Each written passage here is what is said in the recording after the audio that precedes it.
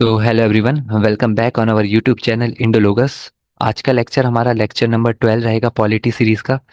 इसी के साथ हम बहुत जल्दी जो है वो हमारी पॉलिटी सीरीज एंड होने वाली है। आज के लेक्चर में हम लोकल गवर्नमेंट के बारे में पढ़ेंगे, लोकल बॉडीज के बारे में पढ़ेंगे, जहां पर हम पंचायत और म्यूनिसिपैलिटीज को देखेंगे। इसमें बहुत सारी कमिटीज आती हैं, तो पहले चलिए शुरू करते हैं बलवंत राय मेहता कमेटी से।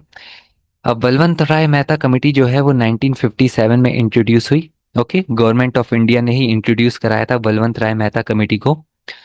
और बलवंत राय मेहता कमेटी ने जो है वो रिकमेंड करा था कि हमारे देश में 3 टियर सिस्टम ऑफ पंचायती राज रहना चाहिए। अगर क्वेश्चन में पूछ ले कि 3 टियर पंचायती राज सिस्टम हमारे देश में रहना चाहिए, ये किस कमेटी ने बोला था, तो वो हमारा होगा बलवंत राय मेहता कमेटी 1957। अब ये 3 टियर में हमारा विलेज लेवल पे ग्राम पंचायत आ जाएगा, ब्लॉक लेवल पे पंचायत समिति आ जाएगा, डिस्ट्रिक्ट लेवल पे जिला परिषद आ जाएगा। ओके। अगर आपसे पूछ ले कि वो कौन सा स्टेट बना था जिसने पहली बार पंचायत राज इंस्टीट्यूशन को फॉलो करा था, so Rajasthan was the first state to implement panchayati raj institution. Okay, कम इम्प्लीमेंट करा था, 2 अक्टूबर 1959 में इम्प्लीमेंट करा था, गांधी जयंती के दिन। ओके। और डिस्ट्रिक्ट कौन सा? नागौर डिस्ट्रिक्ट, राजस्थान। अगर आपसे पूछ ले सेकंड स्टेट कौन सा था, तो सेकंड स्टेट में हमारा आंध्र प्रदेश आ जाएगा। और उसने इम्प्लीमेंट करा था 11 अक्टूबर 1959 में, 11 अक्टूबर 1959 में, याद रखिएगा। सेकंड हमारी कमेटी आ जाती है, कौन सी? सेकंड हमारी कमेटी आ जाएगी अशोक मेहता कमेटी, जो कि इंट्रोड्यूस हुई 1977 में, appointed by Janata party government. 1977 में हमारी इंट्रोड्यूस होती है अशोक मेहता कमेटी। इसने ये रिकमेंड करा था कि हमारे देश में 2 टियर सिस्टम रहना चाहिए पंचायती राज का, जिसमें जिला परिषद रहेगा डिस्ट्रिक्ट लेवल, जो कि हमारी मेन यूनिट रहेगी, और मंडल पंचायत रहेगा हमारा सेकंड पे। ओके, जिला परिषद और मंडल पंचायत ही रहना चाहिए। बट अगर अभी हम करंट की बात करें तो हमारे देश में 3 tier of Panchayati Raj system जो है वो फॉलो होता है। मतलब अभी हम फॉलो कौन सा करते हैं? अभी हम फॉलो करते हैं बलवंत राय मेहता कमेटी वाला। अशोक मेहता कमेटी फॉलो नहीं होती हमारे देश में। बट अभी कभी अगर पूछ ले आपसे कि 2 टियर सिस्टम किसने बोला था, रिकमेंड करा था, वो हमारा हो जाएगा अशोक मेहता कमेटी 1977। फिर हमारी आ जाती है जेवीके राव कमेटी। अब जेवीके राव कमेटी हमारी 1985 में आई। इसमें बस आप इतना ही याद रखिएगा कि it suggested for administrative and structural reforms for Panchayati Raj. Okay. फिर हमारी नेक्स्ट इंपॉर्टेंट आती है एल एम सिंघवी कमेटी। अब ये इंपॉर्टेंट है, देखिए। एल एम सिंघवी कमेटी हमारी 1986 में आई, और ये हमारी इंपॉर्टेंट इसलिए है क्योंकि ये पहली ऐसी कमेटी थी जिसने मांग करी थी कि अब हमारे पंचायती राज इंस्टीट्यूशन को जो है वो कॉन्स्टिट्यूशनल कॉन्स्टिट्यूशनल स्टेटस मिलना चाहिए। ओके, इतना याद रखिएगा कि हमारे पंचायती राज इंस्टीट्यूशन को अब कॉन्स्टिट्यूशनल स्टेटस दिया जाना चाहिए। ये किसने मांग करी थी? एल एम सिंघवी कमेटी ने मांग करी थी 1986 में। फिर हमारी थंगौन कमेटी आ जाती है, और गडगिल कमेटी भी आई थी 1988 में। दोनों कमेटी हमारी 1988 में आई। इसमें इतना ही याद रखिएगा कि थंगौन कमेटी ने ये डिसाइड करा था कि जो टेन्योर रहेगा पंचायती राज इंस्टीट्यूशन का वो 5 साल रहेगा, मतलब टर्म कितना रहेगा? 5 साल रहेगा। रिजर्वेशन की मांग करी थी SC ST और वुमेन के लिए। फिर अभी हम 73rd कॉन्स्टिट्यूशनल अमेंडमेंट के बारे में अगर पढ़ें तो 73rd कॉन्स्टिट्यूशनल अमेंडमेंट हमारा 1992 में इंट्रोड्यूस हुआ। 73rd कॉन्स्टिट्यूशनल अमेंडमेंट 1992 में इंट्रोड्यूस हुआ, पास हुआ था पार्लियामेंट के थ्रू। बट प्रेसिडेंट ने कब इसे अनुमति दी? 20 अप्रैल 1993 में। और केम इनटू इन्फोर्स्ड कब से लागू हुआ? 24 अप्रैल 1993 से। 73rd कॉन्स्टिट्यूशनल अमेंडमेंट इसलिए इंपॉर्टेंट हो जाता है क्योंकि इसने कॉन्स्टिट्यूशनल स्टेटस दिया था किसे? पंचायती राज इंस्टीट्यूशन को। पार्ट 9 हमारा इंट्रोड्यूस हुआ था 73rd कॉन्स्टिट्यूशनल अमेंडमेंट से, जिसमें आर्टिकल 243 से 243 ओ तक है। 11 शेड्यूल भी हमारा कब ऐड करा गया? 73rd कॉन्स्टिट्यूशनल अमेंडमेंट से। टोटल सब्जेक्ट्स कितने हैं हमारे? 29 टोटल सब्जेक्ट्स हैं, फंक्शनल आइटम्स भी जिन्हें बोलते हैं। अगर आपसे पूछ ले क्वेश्चन में कि टोटल फंक्शनल आइटम्स कितने हैं 11 शेड्यूल में, या टोटल सब्जेक्ट्स कितने हैं, तो हमारा आएगा 29 सब्जेक्ट्स। अब उस समय जब ये इंट्रोड्यूस हुआ 73rd कॉन्स्टिट्यूशनल अमेंडमेंट जब आया, तो हमारा प्राइम मिनिस्टर कौन था? पीवी पीवी नरसिम्हा राव जी थे। गवर्नमेंट किसकी थी? Indian national Congress. सो चलते हैं अब नेक्स्ट स्लाइड पर। इसमें हम पढ़ेंगे आर्टिकल्स। अभी हमने पीछे देखा कि पंचायत में टोटल 243 से 243 ओ तक हमारे आर्टिकल्स आ जाते हैं। तो अगर हम 243 आर्टिकल देखें तो 243 आर्टिकल में हमारी डेफिनेशन जो है वो डिफाइंड है। किस किस की डेफिनेशन दी गई है? इसमें डेफिनेशन दी गई है पंचायत की, ग्राम पंचायत की, ग्राम एरिया, पंचायत एरिया की। ओके। ग्राम सभा से मेरा मतलब है कि वो लोग जिनका नाम वोटिंग लिस्ट में है। ग्राम सभा से उन लोगों से मतलब है जिनका नाम जो है वो वोटिंग लिस्ट में है। 243 ए, 243 ए में क्या आ जाएगा? अब 243 ए में ग्राम सभा की पावर्स और फंक्शंस डिफाइन करे गए हैं। और इस ग्राम सभा को पावर या फंक्शन कौन डिफाइन करेगा? पावर कौन देगा? हमारा स्टेट लेजिस्लेचर देगा। ओके, पावर्स भी जो है वो डिफाइन कौन करेगा? स्टेट लेजिस्लेचर ही करेगा। 243 बी में हमारा कॉन्स्टिट्यूशन ऑफ पंचायत है। अब कॉन्स्टिट्यूशन ऑफ पंचायत में क्या होगा कि इसमें बस यही बताया गया है कि हमारे देश में 3 टियर पंचायती राज इंस्टीट्यूशन रहेगा, 3 टियर पंचायती राज सिस्टम रहेगा। और जहां पर 20 लाख से कम की पॉपुलेशन होगी वहां पंचायत समिति की जरूरत नहीं है। जहां पर भी 20 लाख से कम की पॉपुलेशन होगी, इसमें याद रखना कि 243 बी में, वहां पर हमें पंचायत समिति की जरूरत नहीं है। पंचायत समिति से मतलब है ब्लॉक लेवल पर। 243 सी, इसमें एक पॉइंट गलत हो गया है यहाँ पर, it self provide for reservation, ये एक्चुअली 243 डी में आना चाहिए। 243 सी क्या बोलता है? 243 सी हमारा कंपोजिशन ऑफ पंचायत बोलता है कि all seats in panchayat shall be filled by person chosen bye direct election. Okay, मतलब जितने भी पर्सन जो हैं वो इलेक्ट होंगे हमारे, वो डायरेक्ट इलेक्शन के थ्रू इलेक्ट होंगे। बट जो चेयरपर्सन रहेगा ब्लॉक लेवल पे और डिस्ट्रिक्ट लेवल पे, ब्लॉक लेवल मतलब पंचायत समिति के लेवल पे, और डिस्ट्रिक्ट लेवल मतलब जिला परिषद में जो भी हमारा चेयरपर्सन रहेगा उसको पंचायत समिति जो है वो सिलेक्ट करेगी।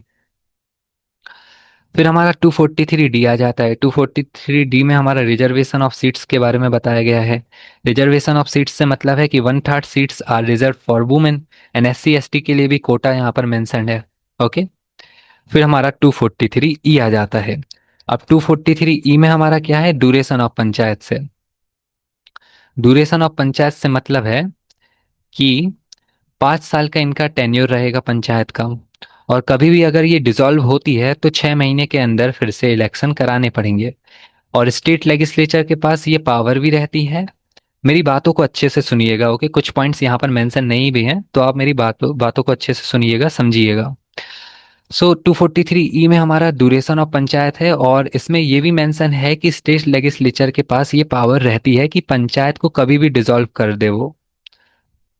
Duration of panchayat. अब 243 एफ के बारे में अगर हम बात करें तो 243 एफ हमें क्या बताएगा? Disqualification of membership.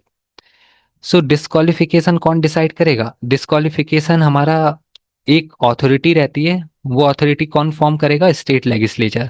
सो हमारा अथॉरिटी कौन फॉर्म करेगा? State legislature.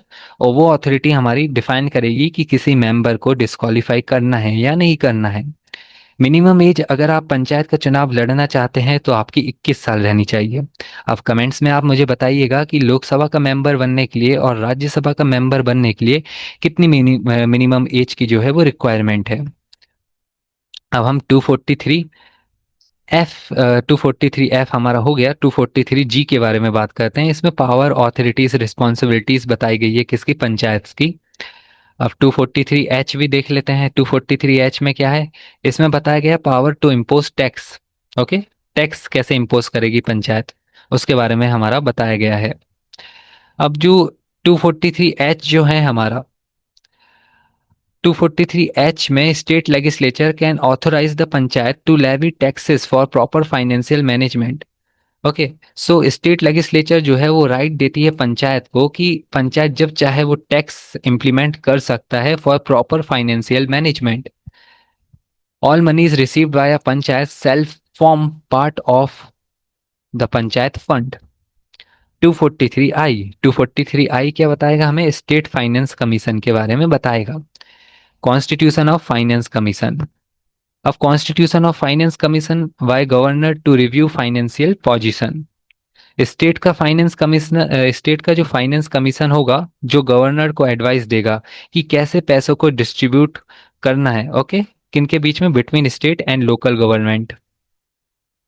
सो स्टेट फाइनेंस कमीशन हमारा आ जाएगा आर्टिकल नंबर 243 आई में। कॉन्स्टिट्यूशन ऑफ फाइनेंस कमीशन के बारे में बताया गया है, governor shall constitute a state finance commission for every 5 years. It shall review the financial positions of panchayats and make recommendations for distribution of net proceeds of taxes, grants in aid, etc. 243J, 243J में हमारा audit of accounts of panchayat, audit of accounts of panchayat के बारे में बताया गया है। Okay. फिर 243 के, ये मोस्ट इंपॉर्टेंट है, इसमें स्टेट इलेक्शन कमीशन के बारे में बताया गया है। 243 के, और elections of panchayat shall be conducted by state election commission, हमारे पंचायत के जितने भी चुनाव होंगे वो कौन कराएगा? स्टेट इलेक्शन कमीशन जो है वो कराएगा। It shall consist of a state election commissioner appointed by the governor, कौन अपॉइंट करेगा स्टेट इलेक्शन कमिश्नर को? Governor. Its tenure conditions of services etcetera shall be as provided by law. 243L, application to UTs. अब देखिए, ये हमने 243 के पढ़ा, तो इसमें एक इम्पॉर्टेंट पॉइंट याद रखना कि जो इलेक्शन कमीशन ऑफ इंडिया है वो किसके इलेक्शन कराता है? वो लोकसभा के इलेक्शन कराएगा, राज्यसभा के इलेक्शन कराएगा, लेजिस्लेटिव असेंबली मतलब मतलब हमारा विधान सभा के इलेक्शन कराएगा, और legislative council, okay, legislative council मतलब विधान परिषद के चुनाव कराएगा कौन? Election commission of India. और जब बात आती है कि पंचायत के चुनाव कराने की, तो हमारा इलेक्शन स्टेट इलेक्शन कमीशन आएगा, और स्टेट इलेक्शन कमीशन में भी स्टेट इलेक्शन कमिश्नर रहेगा, जिसको अपॉइंट कौन करेगा? हमारा गवर्नर अपॉइंट करेगा। और रिमूव भी कौन कर सकता है? गवर्नर ही रिमूव कर सकता है। State election commissioner is appointed by governor and remove by governor. अब 243L के बारे में हम बात करते हैं, एप्लीकेशन टू यूटीज, मतलब पंचायत के प्रोविजंस, जो भी हमारे पंचायत के प्रोविजंस हैं, रूल्स हैं, वो एग्जैक्टली अप्लाई नहीं होंगे कहाँ पर? यूटीज में। मतलब आप एग्जैक्टली अप्लाई नहीं भी कर सकते हैं, कर भी सकते हैं, but it needs modification. The provisions of part 9 shall apply to UT in the manner as the president may by order specify. अगर कुछ मॉडिफिकेशन करके हमें यूटी में अप्लाई करना हो तो हम कर सकते हैं। ये हमें कौन सा आर्टिकल बताता है? 243L। अब 243M हमें क्या बताएगा? 243M हमें बताएगा कि part 9 not to apply to certain areas. Part 9 of the Indian constitution जिसके बारे में अभी हम पढ़ रहे हैं, वो कहाँ पर अप्लाई नहीं होगा? वो नागालैंड में अप्लाई नहीं होगा, मेघालय में अप्लाई नहीं होगा, मिजोरम में अप्लाई नहीं होगा। वो क्यों? क्योंकि पंचायत राज इंस्टीट्यूशन जो है वो यहाँ पर एग्जिस्ट नहीं करता है। ओके। नागालैंड, मेघालय और मिजोरम में। हिली एरियाज और मणिपुर में भी कुछ कुछ हमारे मणिपुर के हिली एरियाज हैं, वहां पर भी पंचायत राज इंस्टीट्यूशन जो है वो फॉलो नहीं होगा। 243N हमारा आ जाता है continuance of existing laws and panchayats, जो भी हमारे लॉस चलते आ रहे हैं वो चलते जाएंगे। All existing laws relating to panchayat shall continue to operate until altered और रिपील्ड। 243O के बारे में अगर हम बात कर लें, ओके, सो 243O हमें क्या बताएगा? Bar to interference by courts in electoral manner, in electoral manner. अब ये हमारा लास्ट आर्टिकल, इसके बाद हमारे म्यूनसिपैलिटीज के बारे में हम थोड़ा सा इंफॉर्मेशन गेन करेंगे। 243O में हमारा क्या है? Bar to interference by courts in electoral manners, in electoral matters, मतलब court can not interfere in the process of defining panchayat constituencies और असाइनिंग सीट्स। जो भी हमारा कोर्ट जो है वो इंटरफियर नहीं कर सकता है किस प्रोसेस में? ऑफ डिफाइनिंग पंचायत कॉन्स्टिट्यूएंसीज और असाइनिंग सीट्स। सो यहाँ पर हमारे पंचायत के जितने भी आर्टिकल्स थे वो एंड हुए। अब अगर हम म्यूनसिपैलिटीज के बारे में जाने, तो मैं आपको कुछ इन्फॉर्मेशन दे देता हूँ म्यूनसिपैलिटीज की भी। जैसे यहीं पर मैं इंफॉर्मेशन दे देता हूँ आपको। हम्म। अब जो हमारा म्यूनसिपैलिटीज है, जिसको हम नगर पालिकाएं भी बोलते हैं, सो वो हमारा 74th कॉन्स्टिट्यूशनल अमेंडमेंट से इंट्रोड्यूस हुई। ये कब हुआ हमारा? ये भी हमारा 1992 में हुआ। ये हमारे म्यूनसिपैलिटीज जो है वो पार्ट 9A में है, हमारा part 9A of Indian constitution. Part 9 में हमारा पंचायत आ जाएगा, पार्ट 9A में हमारा क्या आ जाएगा? म्यूनसिपैलिटीज। म्यूनसिपैलिटीज के अगर आपसे आर्टिकल पूछ ले तो याद रखना 243P से 243ZG तक। और हमारा जो 74 कॉन्स्टिट्यूशनल अमेंडमेंट हुआ था, उसने 9th A को ही नहीं, 9th A को तो जोड़ा ही था, साथ ही साथ उसने हमारा 12th schedule of the Indian constitution भी ऐड करा था। उस 12th शेड्यूल में हमारे कितने सब्जेक्ट्स आ जाते हैं? 18 सब्जेक्ट्स आ जाते हैं। ओके। सब्जेक्ट्स बोल लीजिए या फंक्शनल आइटम्स भी हम बोल सकते हैं। अगर आपसे पूछ ले कि first municipality was set up which in which city, so हमारा फर्स्ट जो म्यूनिसिपैलिटी है वो सेटअप हुई थी मद्रास में। कब सेटअप हुई थी? 1687 में या 1688 में। और म्यूनिसिपल कॉरपोरेशन कलकत्ता और बॉम्बे में कब सेटअप हुआ? कभी कभी ये भी पूछ लेता है, कलकत्ता और बॉम्बे। कलकत्ता और बॉम्बे में कब सेटअप हुआ? ये 1726 में सेटअप हुआ। साथ ही साथ लॉर्ड रिपन, लॉर्ड रिपन, इनके बारे में हमने अपने सेंसस वाले चैप्टर में भी, सेंसस वाली वीडियो में भी देखा था कि Lord Ripon is also known as the father of the local self government. Okay, अगर आपसे पूछे कि father of local self government किसको बोला जाता है तो वो हमारा होगा लॉर्ड रिपन। अब जैसे अभी हमने 3 tier of Panchayati Raj system देखा था, विलेज लेवल पे भी देखा था, है ना, जिला परिषद लेवल पे देखा था, ब्लॉक लेवल पे देखा था, पंचायत समिति के लेवल पे, तो वैसे ही हमारी म्यूनिसिपैलिटीज भी रहती है। तो म्यूनिसिपैलिटीज को भी हमने 3 टाइप्स ऑफ म्यूनिसिपैलिटीज एग्जिस्ट करती है हमारी। पहले पे हमारी नगर पंचायत आ जाएगी, दूसरे पे हमारी म्यूनिसिपल काउंसिल आ जाएगी, तीसरे पे हमारी म्यूनिसिपल कॉरपोरेशन आ जाएगी। ओके, नगर पंचायत, म्यूनिसिपल काउंसिल और म्यूनिसिपल कॉरपोरेशन। नगर पंचायत हमारा ट्रांजिशनल एरिया के लिए, बहुत बड़े एरियाज के लिए है। म्यूनिसिपल काउंसिल हमारे स्मॉल अर्बन एरियाज के लिए है। Okay, municipal council. और municipal corporation larger urban areas के लिए है। अगर आपसे बात करें कि all seats are filled through direct election, यहाँ पर म्यूनिसिपैलिटीज में हम बात कर रहे हैं, तो यहाँ पर भी जो सीट्स जो हैं वो फिल कैसे करी जाएंगी? डायरेक्ट इलेक्शन के थ्रू। और इलेक्शन कंडक्ट कौन कराएगा? यहाँ पर भी स्टेट इलेक्शन कमीशन जो है वो कंडक्ट कराएगा। इसके आर्टिकल्स, बस इनकी रेंज याद रखिएगा कि 243 पी से 243 जेड जी तक। चलिए क्वेश्चंस देख लेते हैं। हाँ, पार्ट 9 तो मैंने आपको बताया, पार्ट 9 ए भी मैंने आपको बताया। आपको एक, अब आपको ये बताना है कि पार्ट 9 वी में क्या है। अगर आप जानते होंगे तो अच्छी बात है, वरना मैं एंड में बता दूंगा लेक्चर में। पार्ट 9 वी में क्या है अभी आप कमेंट करिएगा। पार्ट 9 में तो पंचायत के बारे में, पार्ट 9 ए में म्यूनिसिपैलिटी के बारे में है। अब पार्ट 9 वी में क्या है आपको ये बताना है, और लोकसभा और राज्यसभा के लिए मिनिमम एज क्या रहनी चाहिए मेंबर्स की, वो भी आपको बताना है। चलिए अब क्वेश्चंस देख लेते हैं।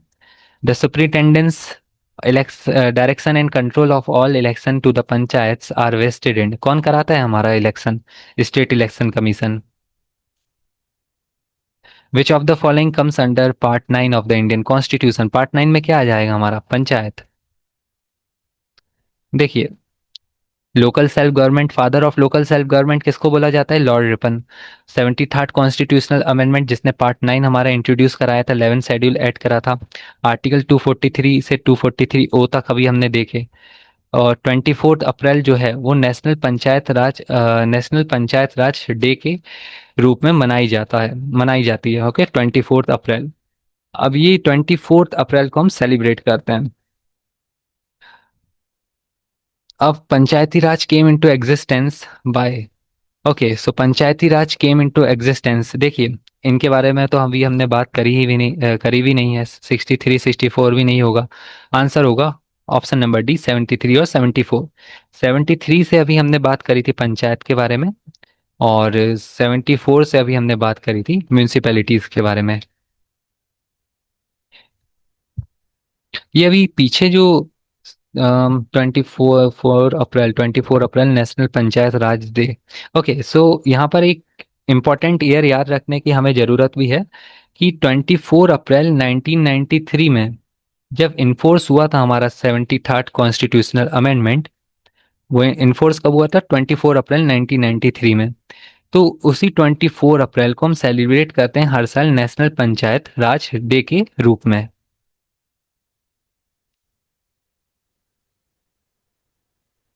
रिकमेंडेशन एलन संघवी कमेटी ने बोला था कि भैया बहुत हो गया, अब इसको कॉन्स्टिट्यूशनल स्टेटस दिया जाना चाहिए। इफेक्टिव कब हुआ? 24 अप्रैल 1993। The Panchayati Raj was first adopted by which of the following state? Rajasthan ने पहले अडॉप्ट करा था, 2 अक्टूबर को अडॉप्ट करा था। कौन से ईयर में? 1959 में। फिर उसके बाद हमारा आंध्र प्रदेश ने अडॉप्ट करा था, कौन से ईयर में? 11 अक्टूबर 1959 में। इजी है। देखिए, अभी तक हमने पूरे 11 लेक्चर समझे हैं पूरे पॉलिटी में। अब 73 74 कॉन्स्टिट्यूशनल अमेंडमेंट, और ये अभी हमारा 42nd constitutional amendment, mini constitution 1976 वाला, 1978 वाला 44, इनके बारे में हम इतनी बार बात कर चुके हैं कि अब चीज़ें जो है वो सबकॉन्शियस माइंड में कहीं ना कहीं बैठ गई हैं, है ना। So the Panchayati Raj was first adopted by Rajasthan district Nagaur, 2 अक्टूबर 1959। उस समय हमारा पीएम कौन थे? जवाहरलाल नेहरू जी। और फिर सेकंड स्टेट कौन बना? आंध्र प्रदेश। इसने कब अडॉप्ट करा? 11 अक्टूबर 1959। पंचायत समिति at the block level in India is an, ये कौन सी बॉडी रहेगी? ये हमारी रहेगी एडमिनिस्ट्रेटिव अथॉरिटी। ब्लॉक लेवल पे हम बात करते हैं, ब्लॉक लेवल पे क्या आ जाता है? पंचायत समिति। ग्राम पंचायत हमारे विलेज लेवल पे आ जाती है। जिला परिषद डिस्ट्रिक्ट लेवल। और कौन सी कमेटी ने बोला था कि 2 टियर सिस्टम हमारा रहना चाहिए? अशोक मेहता कमेटी ने बोला था। कब इंट्रोड्यूस हुई थी अशोक मेहता कमेटी? 1977 में इंट्रोड्यूस हुई थी। कौन सी यूनिट थी उसमें? उसने बोला था कि 2 टियर पे रहना चाहिए। पहले पे हमारा जिला परिषद था मेन यूनिट, और सेकंड पे हमारा mandal panchayat. What is the term of the elected representatives of a gram panchayat? 5 साल का टेन्योर रहेगा। और कभी अगर जल्दी डिसॉल्व हो जाती है तो विद इन 6 मंथ्स जो है वो इलेक्शन कराने पड़ेंगे। कौन इलेक्शन कराएगा? स्टेट इलेक्शन कमीशन कराएगा। स्टेट इलेक्शन कमिश्नर को कौन अपॉइंट करेगा? इस गवर्नर करेगा स्टेट का। मिनिमम एज जो है 21 ईयर्स की रहनी चाहिए टेन्योर। और 1/3 का रिजर्वेशन किसके लिए? औरतों के लिए। Panchayati raj institution are included in which schedule of the constitution? कौन से शेड्यूल में इंक्लूड करा गया है? 11th शेड्यूल में। 29 सब्जेक्ट्स हैं या फंक्शनल आइटम्स हैं? Which committee is known as the father of Panchayati Raj recommendation in India? कौन सी कमेटी को बोला जाता है? बलवंत राय मेहता कमेटी। क्योंकि पहली बार पंचायत राज इंस्टीट्यूशन के बारे में बात किसने करी थी? बलवंत राय मेहता कमेटी। कब इंट्रोड्यूस हुई थी? ये हमारी इंट्रोड्यूस कब हुई थी? ये हमारी इंट्रोड्यूस हुई थी 1957 में। ओके।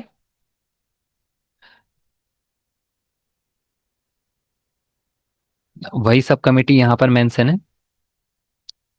कुछ म्यूनिसिपैलिटीज के भी क्वेश्चन देख लेते हैं। म्यूनिसिपैलिटी हमारी कब आई? 74 कॉन्स्टिट्यूशनल अमेंडमेंट के थ्रू इसको इंट्रोड्यूस करा गया, पार्ट 9A। टोटल सब्जेक्ट्स कितने हैं अभी हमारे पास? पार्ट 9। अगर हम बात करें 12th शेड्यूल की, 11th शेड्यूल तो अभी हमने देखा। हम बात कर रहे हैं किसकी? 12th शेड्यूल की। तो 11th शेड्यूल हमारा इंट्रोड्यूस कब हुआ था? 11th शेड्यूल तो हमारा इंट्रोड्यूस हुआ था 73rd कॉन्स्टिट्यूशनल अमेंडमेंट 1973 वाला। और 12th हमारा शेड्यूल कब इंट्रोड्यूस हुआ था? वो हमारा इंट्रोड्यूस हुआ था 74 कॉन्स्टिट्यूशनल अमेंडमेंट 1992 वाला। ओके, सो उस 12th शेड्यूल में हमारे 18 सब्जेक्ट्स हैं। और ये हमारे 11th शेड्यूल में 29 सब्जेक्ट्स हैं। 73 74 आपको याद रखना है। Hmm. Which schedule of the constitution deals with municipalities? Municipalities के बारे में कौन सा शेड्यूल बात करेगा? पीछे अभी मैंने बताया 12th शेड्यूल जो है वो बात करेगा। 11th शेड्यूल पंचायत के बारे में बात करता है। 12th शेड्यूल 11th शेड्यूल में हमारे 29 सब्जेक्ट्स आ जाते हैं, और इसमें हमारे 18 सब्जेक्ट्स आ जाते हैं। 74 कॉन्स्टिट्यूशनल अमेंडमेंट कब इंट्रोड्यूस हुआ? 1992। Which type of municipality is constituted for a transitional area? Transitional area में क्या आ जाएगा? मैंने आपको 3 टाइप्स की म्यूनिसिपैलिटीज बताई थी, है ना, कि कौन सा अर्बन एरियाज में आएगा, कौन सा स्मॉल अर्बन एरियाज में आएगा, और कौन सा ट्रांजिशनल एरिया में आएगा। सो ट्रांजिशनल एरिया में हमारी नगर पंचायत आ जाएगी। आर्टिकल नंबर 243 क्यू में भी ये मेंशन है। Which article provides for reservation of seats in municipalities? जैसे अभी हमने रिजर्वेशन ऑफ सीट्स के बारे में पढ़ा था पंचायत के लिए, वैसे ही हमारे reservation of seats for municipalities 243 में मेंशन है। The duration of a municipality is prescribed under which article? Duration के बारे में किस में बताया गया है? 243 में। टेन्योर ये इनका भी 5 साल ही रहेगा, completed before expiry. If dissolve अगर हो जाती है तो विद इन 6 मंथ्स जो है वो इलेक्शन कराने पड़ेंगे। Inter state council is establish under which article of the constitution? Article number 263। Constitutional body है ये इंटर स्टेट रिलेशन। किसने क्रिएट करी थी? President. Who chaired the first journal councils in India after their establishment? किसने first journal councils India में who chaired, किसने chair करी थी after their establishment? President of India ने। अब ये 5 जोनल काउंसिल अगर आप याद कर सकते हैं तो कर लीजिएगा कि सेंट्रल जोन पे हेडक्वार्टर उसका कहाँ पर है? इलाहाबाद में है। नदर्न जोन में उसका हेडक्वार्टर कहाँ पर है? न्यू दिल्ली में है। वेस्टर्न जोन में मुंबई में है। सदर्न जोन में चेन्नई में है। और ईस्टर्न जोन में कलकत्ता में है। And with this we are done with today session. उम्मीद करता हूँ आज का सेशन जो है वो बहुत इजी था। उम्मीद करता हूँ आपको अच्छा लगा होगा। मिलते हैं अब नेक्स्ट लेक्चर में एक और इम्पोर्टेंट कॉन्सेप्ट के साथ और कुछ और इम्पोर्टेंट पीवाईक्यूज के साथ।